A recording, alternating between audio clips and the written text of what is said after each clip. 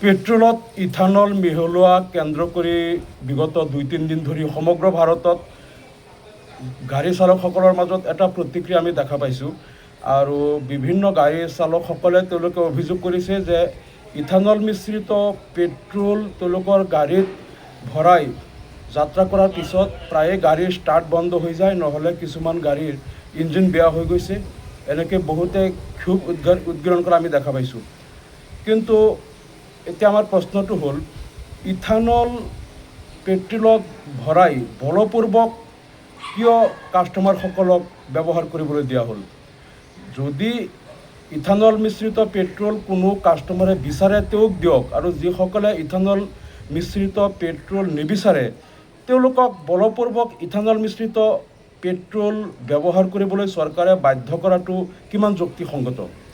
কাৰণ ইথানল মিহলি কৰাৰ পিছত যদি পেট্ৰলৰ দাম কম হয়, বা যদি 1 লিটাৰ পেট্ৰল দিবলৈ যিমান টকা চৰকাৰৰ খৰচ হয়, যদি ইথানল মিহলি কৰিলে যদি তাতকৈ খৰচটো কম হয় বা চৰকাৰৰ অলপ প্ৰফিট হয়, তেনেহ'লে তাৰ দামটো কমাই ল'ব লাগিছিল।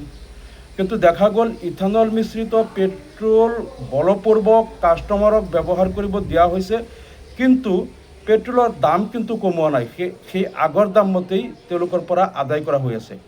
গতিকে এইটো চৰকাৰৰ কেনেধৰণৰ নীতি? আৰু যিহেতু বহুত বাইক চালকে আমি দেখিছোঁ ছ'চিয়েল মিডিয়াত তেওঁলোকে আপত্তি কৰিছে যে আমি নতুন নতুন বাইক কিনিছোঁ, কিন্তু এই ইথানল মিশ্ৰিত পেট্ৰল ব্যৱহাৰ কৰাৰ পিছত বাৰে বাৰে গাড়ী ষ্টাৰ্ট বন্ধ হৈ যায়, ষ্টাৰ্ট নহয়, ইঞ্জিন বেয়া হৈছে। বহু 4চকীয়া যানৰ মালিকসকলেও তেওঁলোকে ছ'চিয়েল মিডিয়াত আপলোড দিছে যে তেওঁলোকে কিছুমান নতুন গাড়ী তেওঁলোকে কিনাৰ পিছত কৈছে আমাৰ গাড়ী বৰবাদ হৈ গ'ল। সিদিনা কালি দেখিলোঁ এজনে কৈছে মোৰ 42 লাখ টকাৰ গাড়ী, মোৰ এতিয়ালৈকে 50,000 কিলোমিটাৰ মাইলেজ হোৱা নাই, গাড়ীখন এতিয়া বেয়া হৈ গ'ল। গতিকে এই যে কাণ্ডটো চৰকাৰে কৰি আছে তাৰ দ্বাৰা কাৰ উপকাৰ হৈছে? আমি দেখিছোঁ নীতিন গাডকাৰীয়ে কৈছে যে আমি মাত্ৰ 20% ইথানলহে মিহলি কৰিছোঁ।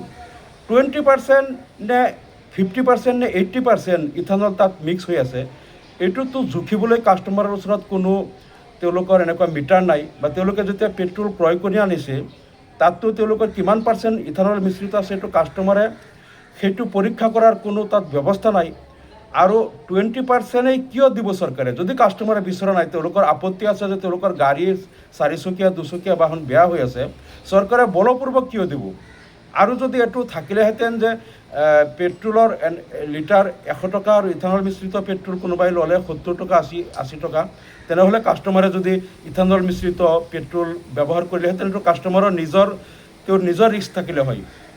গতিকে আজি দেখা গ'ল যে পেট্ৰলৰ দাম একেই লৈ আছে, কিন্তু ইথানল বলপূৰ্বকভাৱে ইয়াত মিশ্ৰিত কৰি দি আছে। বহুতে কৈ আছে নীতিন গাডকাৰীৰ পুতেকৰ তেওঁৰ লাভৰ কাৰণে কামটো কৰিছে, ইথানল যিমান মিক্স কৰিব তেওঁৰ পুত্ৰৰ ব্যৱসায়ত লাভ হ'ব। আৰু বহুতে কৈ আছে যে এইটো গাড়ী কোম্পানীবিলাকৰ লগত চৰকাৰৰ এটা গোপন বুজাবুজি, যে ইথানল মিশ্ৰিত পেট্ৰল দিলে যেতিয়া গাড়ীবিলাক বেয়া হৈ যাব, তেতিয়া হয়তো গাড়ীৰ পাৰ্টছ, ইঞ্জিনৰ পাৰ্টছবিলাক চেঞ্জ কৰিব লাগিব, তেতিয়া কোম্পানীৰ এইটো এটা লাভ, নহ'লে বহুতে নতুন গাড়ী কিনিব লাগিব। গতিকে গাড়ী কোম্পানীবিলাকৰতো বেছিকৈ তেওঁলোকৰ চেল হ'ব, তেওঁলোকৰ লাভ। গতিকে তেওঁলোক আজি মনে মনে আছে, গাড়ী কোম্পানীৰ মালিকবিলাকে ইয়াত কোনো প্ৰতিক্ৰিয়া দিয়া নাই, তেওঁলোক মনে মনে আছে, তেওঁলোকৰ কাৰণে এইটো লাভৰ কথা। গতিকে এই যে কাণ্ডটো চৰকাৰে কৰি আছে, ইয়াৰ দ্বাৰা আজি সমগ্ৰ দেশৰ লাখ লাখ গাড়ী চালকক আজি বিপদৰ মাজত পেলাই দিয়া হৈছে। আৰু এটা কথা যে এই যে পেট্ৰল ডিজেলৰ দাম যেতিয়া আন্তঃৰাষ্ট্ৰীয় বজাৰত ক্ৰুড অইলৰ দাম $116 আছিল বা তাতকৈ অধিক হৈছিল, তেতিয়া যিটো পেট্ৰলৰ দাম বঢ়োৱা হৈছিল বা ডিজেলৰ দাম ইণ্ডিয়াত বঢ়োৱা হৈছিল, বৰ্তমান আন্তঃৰাষ্ট্ৰীয় বজাৰত ক্ৰুড অইলৰ দামটো কমি 116ৰ পৰা নামি আহি এতিয়া $70 আহিল। কিন্তু ভাৰতত কিন্তু পেট্ৰল ডিজেলৰ দাম কমোৱা নাই, এতিয়াও 100 টকাৰ ওপৰত বিক্ৰী হৈ আছে। গতিকে আন্তঃৰাষ্ট্ৰীয় বজাৰত যেতিয়া ইমান কমিল, ক্ৰুড অইলৰ দামটো $70লৈকে নামিল, এতিয়া কিন্তু আমাৰ চৰকাৰে পেট্ৰল 65 টকা, ডিজেল 55ৰ পৰা 60 টকাত দিব পাৰে।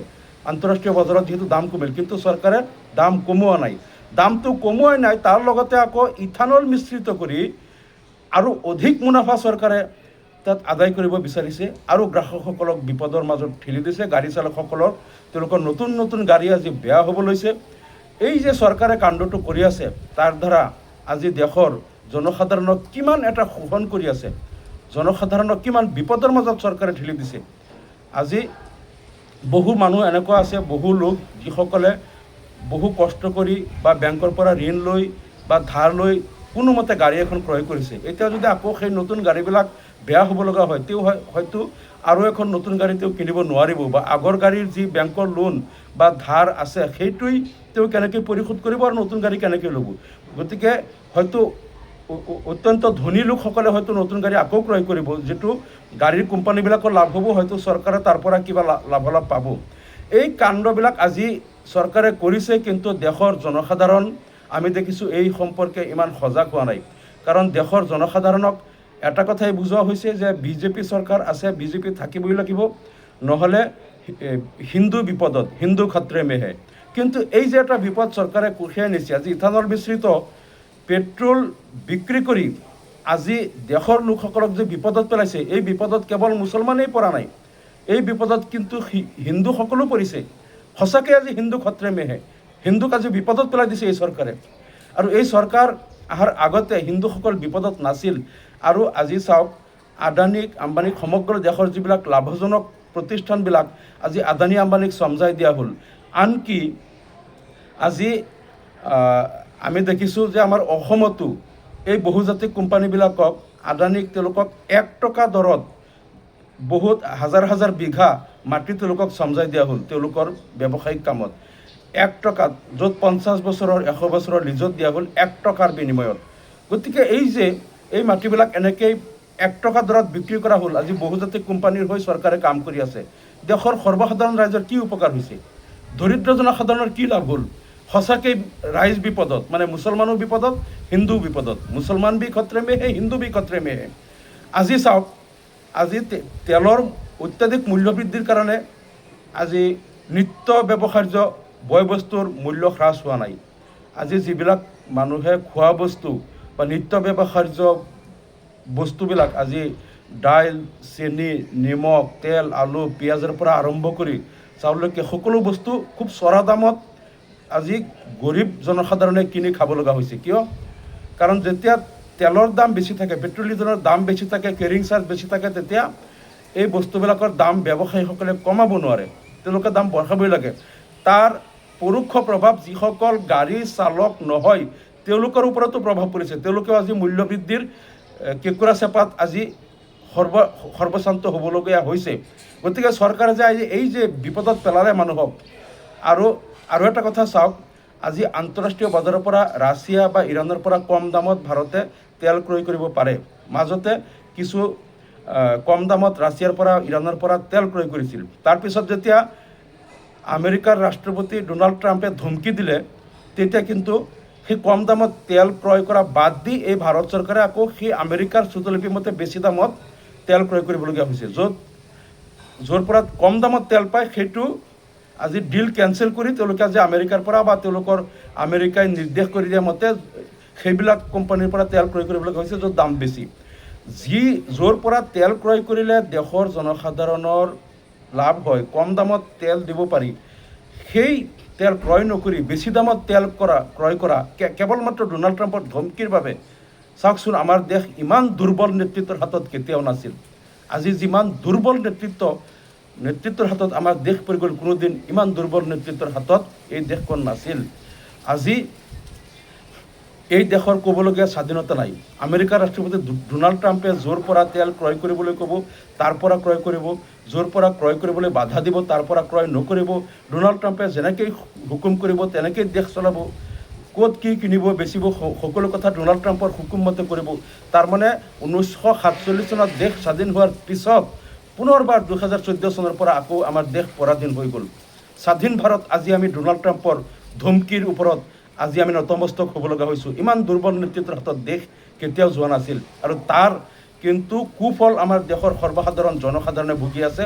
কেৱল হিন্দু খতৰে মে হে বুলি কৈ হিন্দুক উদ্ধাৰৰ কথা কৈ আজি সমগ্ৰ দেশৰ জনসাধাৰণক এনেদৰে শোষণ কৰি নিপীড়ন কৰি মাত্ৰ কেইজনমান বহুজাতিক কোম্পানীৰ আদানী আম্বানীহঁতৰ নিচিনা লোকৰ হাতত সমগ্ৰ ভাৰতৰ সম্পদবিলাক তেওঁলোকে উঠাই দি আছে।